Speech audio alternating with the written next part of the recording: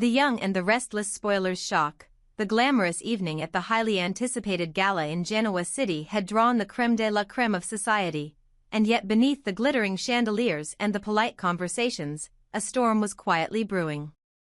For weeks, whispers had circulated in hushed tones across the city about the enigmatic Aristotle Dumas, a shadowy billionaire whose vendetta against the powerful Victor Newman was whispered but never fully understood. Fans and insiders alike had speculated wildly about his identity, many convinced that Cain Ashby, the charming and handsome businessman who had recently re-emerged into the spotlight, was none other than this elusive Aristotle. After all, the timing was too perfect, the connections too convenient, and Cain's sudden return had left many questioning what secrets he might be hiding. However, the evening would shatter all those assumptions with a revelation that would shake the very foundations of the Newman and Abbott empires. As Nick and Victoria Newman arrived at the venue, their eyes scanning the crowd for familiar faces, they were greeted not by the mysterious Aristotle himself, but by Cain Ashby, looking poised, confident, yet somehow different from the man they once knew. The atmosphere grew tense as murmurs spread. Was Cain truly the mastermind behind the sinister plots? Was he the person fueling the growing threat against Victor? But as the night unfolded, it became clear that the truth was far more complex than anyone could have anticipated. Cain, with an inscrutable expression and a voice steady as stone, dispelled the rumors outright. "I am not Aristotle Dumas," he declared firmly, the weight of his words hanging in the air like a thunderclap. "I am merely an employee. An instrument in his grand design." The shock was palpable. The crowd, including Nick and Victoria, exchanged uneasy glances, their minds racing to recalibrate everything they thought they knew. Cain's denial cast a long shadow over the evening's events, suggesting that the true Aristotle was an even more cunning and dangerous figure lurking in the background, orchestrating moves from behind the veil of secrecy. What unsettled the Newman siblings further was Cain's next move. A bombshell revelation that would shake their beliefs about family, loyalty, and identity. From a discreet envelope, he produced a set of DNA test results. The paper felt heavier than mere ink and fibers. It was a symbol of fractured trust and shattered lineage. He handed the documents to Victoria and Nick, who, upon scanning the contents, were confronted with the impossible. The results suggested that neither of them was a biological child of Victor Newman. The room seemed to close in, breaths caught, hearts pounding, as the implications of the report sank in. The man who had built an empire, who had been the patriarch of their lives, might not be their father after all. Victoria's eyes widened in disbelief, her mind struggling to process the betrayal encoded in those figures and statistics. Nick, ever the pragmatist, felt the rush of shock but quickly tempered his emotions with a cautious skepticism. "This has to be wrong," he insisted, his voice tinged with both determination and disbelief. "It's too easy to manipulate these things. DNA tests can be forged, falsified. We can't jump to conclusions based on this alone." His instincts were right. After years of corporate espionage, family betrayals, and scandal, the Newman and Abbott families had learned that nothing was ever as straightforward as it seemed. As the night deepened, the social veneer began to crack, revealing the raw undercurrents of doubt and fear that now permeated the core of the Newman dynasty. The revelation posed existential questions. If not Victor, then who was their true father? What had been hidden from them all these years? And more importantly, what was Aristotle Dumas's ultimate goal? Was it simply to dismantle Victor's empire, or was there a deeper, more personal vendetta at play? Cain's presence as an employee rather than the villain himself suggested layers of intrigue that stretched far beyond the surface. His cryptic message to stay calm and wait for the show to continue hinted that this was only the opening act in a drama that would escalate with devastating consequences. This evening was no mere social gathering. It was a chessboard upon which powerful players moved their pieces with deadly precision, and the true game was only beginning. Meanwhile, Victoria and Nick grappled with their shaken realities. For years, their identities had been intertwined with the legacy of the Newman name, loyalty to Victor, the fierce love for family, and the drive to protect their heritage. Now, the foundation beneath their feet had cracked, and the future felt uncertain. Yet, Nick's insistence on skepticism revealed a resilience, a refusal to be blindsided by deception. He knew better than most that truth in Genoa City was a currency that could be traded, twisted, or weaponized. As the gala drew to a close, whispers of doubt and conspiracy lingered in the air like a fog. The question on everyone's lips was no longer simply who was Aristotle Dumas, but how deep did the conspiracy run? Could the Newman legacy survive this latest assault? And who would emerge victorious when the dust settled? This night marked a turning point. A moment where trust fractured, alliances shifted, and the battle for Genoa City's soul escalated to new heights. With Kane's shocking revelation and the DNA bombshell, the stage was set for a cascade of betrayals, revelations, and power struggles that would leave no one untouched. In this city of secrets and lies, one thing was certain: the real Aristotle Dumas was still out there, watching, waiting, and ready to strike when the time was right. The Grand Hall of Newman Manor had always been a place where power, secrets, and legacy collided.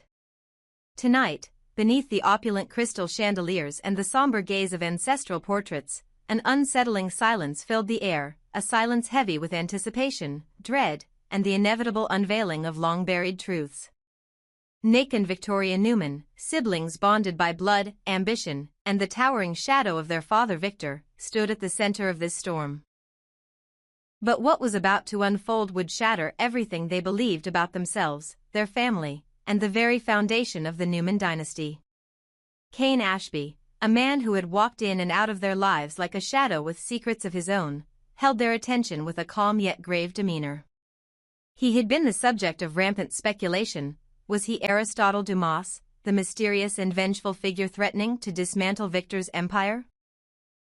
Tonight, Kane would crush that speculation, but not before revealing a deeper, more personal bombshell. As he reached into his jacket pocket, the flash of white paper seemed insignificant, yet what it represented was a seismic shift that would ripple through Genoa City and beyond. With a steady voice, Kane presented the documents to Victoria and Nick. The papers bore the results of the most damning genetic tests either of them had ever seen. Kane's words sliced through the thick air. Aristotle Dumas is your biological father. The statement hung in the room like a guillotine's blade, poised to sever their understanding of family, loyalty, and identity. Victoria's breath hitched, a cold shock coursing through her veins. She fought to steady herself, recalling the countless years she had spent striving to earn Victor's approval, to maintain the fragile balance of business and family. The man who had been her rock, her adversary, her father in every sense she had known suddenly seemed a stranger. Nick, the perennial skeptic and the one who had borne Victor's harshest judgments, clenched his fists, a bitter mixture of vindication and sorrow swelling inside him. For years, he had wrestled with the feeling that Victor's coldness was not a reflection of his own shortcomings but a barrier erected by a more profound truth, one he had never dared to confront. Now, the confirmation was laid bare, yet the truth was more complicated than relief or betrayal alone. The pain of being unloved, misunderstood, and manipulated by the man who raised him was overwhelming, yet Nick refused to surrender to despair. The years of cold distance, the relentless expectations, the subtle but unrelenting rejection now had a name, a cause, and a dark, hidden face: Aristotle Dumas. As their minds reeled, trying to assimilate the impossible, a figure emerged from the shadows, a woman whose presence commanded the room before she even spoke. Nikki Newman, the family matriarch, appeared fragile yet resolute. Her eyes bore the weight of a secret that had haunted her for decades, a burden she had carried alone to shield those she loved from destruction. The room seemed to hold its breath as she stepped forward, the soft click of her heels the only sound breaking the silence. Nikki's voice trembled, not with weakness but with the heavy gravity of confession. "There is something you both need to know," she began, her eyes flickering between Nick and Victoria, searching for forgiveness, understanding, or at least acceptance. "For years, I kept a secret that could have torn this family apart. I did it because I believed it was the only way to protect you, from Victor, from the truth, and from a past too painful to face. The siblings listened intently, their previous shock mingling with a desperate need to understand. Taking a deep breath, Nikki revealed what she had hidden so carefully: Victor is not your biological father. Your real father is Aristotle Dumas. The revelation landed like a thunderclap, shattering illusions and reconfiguring their realities. Victor and I made a pact of silence. He feared losing you if the truth came out. I feared the pain and chaos it would unleash. So, for all these years, I have carried this burden alone. The walls of Newman Manor, so often a sanctuary, now felt like the confines of a cage, trapping them in a web of lies and half-truths. Victoria's eyes filled with tears as memories flooded back, moments of tenderness tinged with the coldness of distance, love mingled with unspoken resentment, a life lived under the shadow of a father who was not truly theirs. Nick's stoic facade cracked as he grappled with the complexity of emotions. Betrayal, anger, relief, and an aching longing for the father he never really had. Yet amidst the chaos, a strange clarity began to emerge. Their identities were not erased by the revelation but complicated, enriched with new layers of history and meaning. They were daughters and sons not just of Victor Newman but also of Aristotle Dumas, a man whose shadow had loomed large over their lives in unseen ways. Their loyalties and love would be tested, but their bond as siblings and their resilience would become their greatest strength. The revelation sent ripples far beyond the walls of the manor. Questions flooded the minds of all who heard. Who was Aristotle Dumas truly? What had driven him to conceal his paternity? And what did this mean for the future of the Newman Empire? The answers were shrouded in mystery, promising new alliances, bitter betrayals, and a battle for power that would redefine Genoa City's landscape.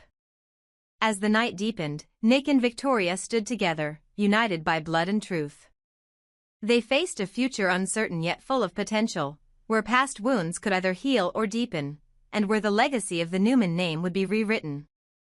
In that moment, they understood that family was more than DNA. It was about choice, love, and the courage to face the truth, no matter how painful.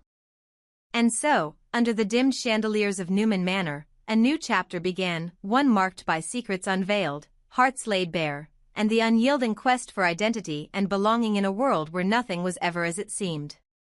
The atmosphere inside Newman Enterprises was thick with tension, a palpable storm brewing just beneath the polished veneer of the corporate headquarters. Victor Newman, the indomitable titan of Genoa City's business world, paced with a grim determination that radiated from every fiber of his being. His mind was consumed by a singular issue: Adam Newman. The son who had always been a complicated mix of ambition, rebellion, and fragile loyalty, Adam was now dangerously close to crossing a line that Victor could no longer tolerate. Victor's anger simmered beneath his calm exterior as he prepared for the confrontation that was long overdue. The campaign of ruinous publicity aimed squarely at Billy Abbott, a calculated strike ordered weeks ago, had been delayed and bungled beyond Victor's patience. Every day of hesitation was a gift to his enemies, a crack in the fortress of his empire. He was not a man to suffer inefficiency lightly, especially when it threatened the delicate balance of power he had painstakingly maintained. The whispered rumors, the strategic leaks, the subtle manipulations? They all needed to unfold with ruthless precision, and Adam's failure to deliver was a betrayal that could no longer be overlooked. By the time the fourth episode's pivotal moment arrived, Victor's ultimatum was clear and unambiguous. Standing in the sleek conference room, the walls adorned with the Newman crest and accolades, Victor fixed Adam with a steely gaze that brooked no argument. "I didn't order a delay." Victor's voice was low, measured but laced with the promise of consequences.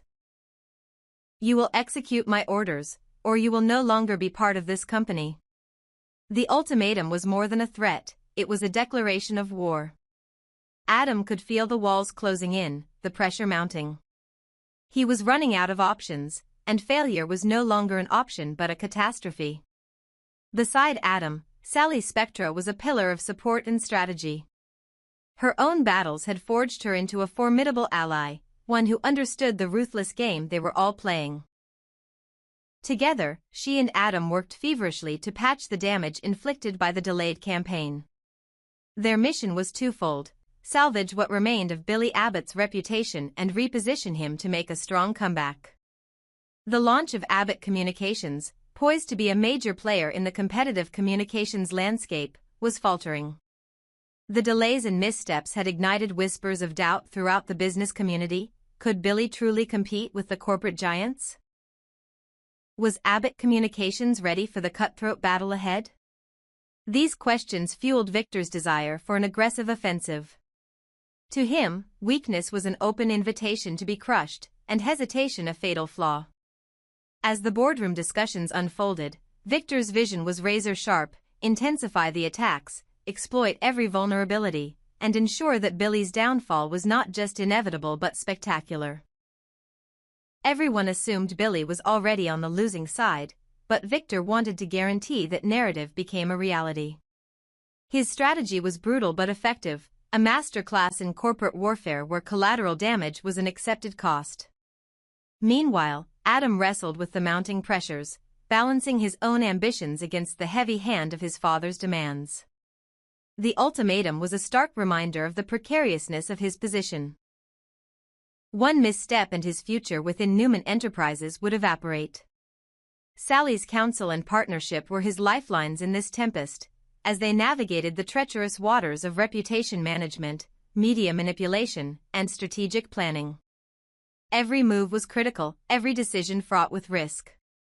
The unfolding drama was more than just a corporate skirmish; it was a clash of wills, a test of loyalty and cunning.